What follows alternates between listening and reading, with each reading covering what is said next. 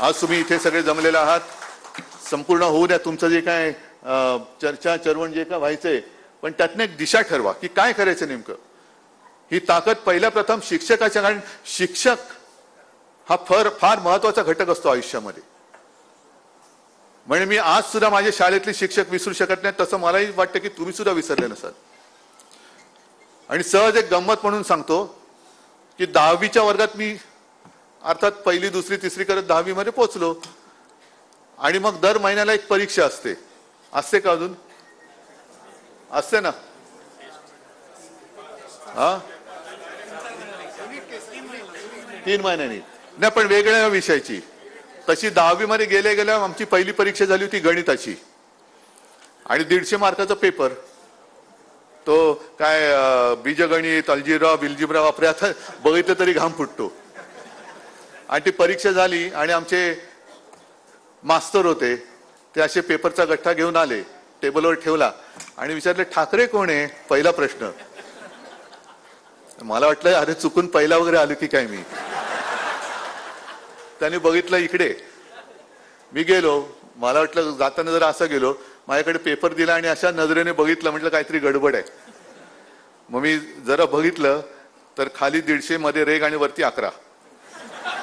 म्हटलं झालं आता आपलं काय खरं नाही.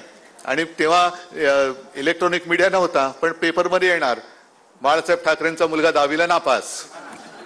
आता त्याचं मला टेन्शन आलं आणि काय करायचं. मग क्लास जॉईन केला, सगळं केलं, पण काय सुधरतच नव्हतं. आणि तेव्हा मला एक सर सापडले, माझ्या आत्याने ओळख करून दिली होती, चितळे नावाचे.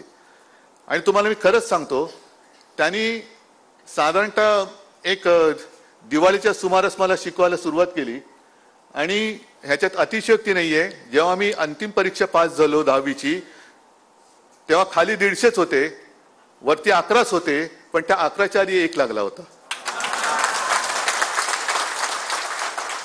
म्हणजे हे मी कदापि विसरू शकत नाही. एवढं ते असं कोरलं गेलेलं की 11चे 111 मार्क हे जर का मला ते चितळे सर सापडले नसते तर माझं होऊ शकले नसते. हे महत्व तुमचं आहे.